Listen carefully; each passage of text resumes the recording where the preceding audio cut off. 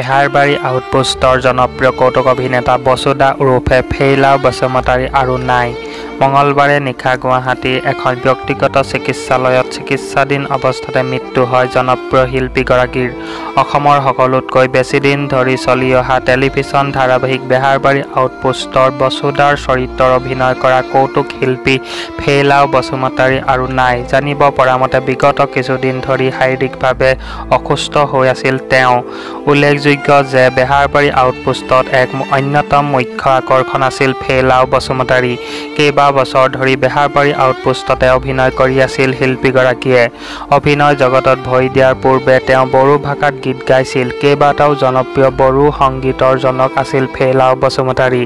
৯০ দশকৰ পৰাই তেওঁ জনপ্ৰিয় বড়ো গীতেৰে বড়ো সমাজত খলকনিৰ সৃষ্টি কৰিছিল। বেহাৰবাৰী আউটপোষ্টৰ প্ৰায়বোৰ খণ্ডতেই তেওঁ কিছু বড়ো ভাষাৰ শব্দ ব্যৱহাৰ কৰি ভাষাটোৰ প্ৰতি নিজৰ শ্ৰদ্ধা প্ৰদৰ্শন কৰিছিল। এইগৰাকী জনপ্ৰিয় কৌতুক অভিনেতাৰ অকাল মৃত্যুত এতিয়া বেহাৰবাৰী আউটপোষ্টৰ দৰ্শকৰ লগতে অসমৰ বড়ো সমাজৰ লগতে সাংস্কৃতিক জগতত শোকৰ ছাঁ পৰিছে।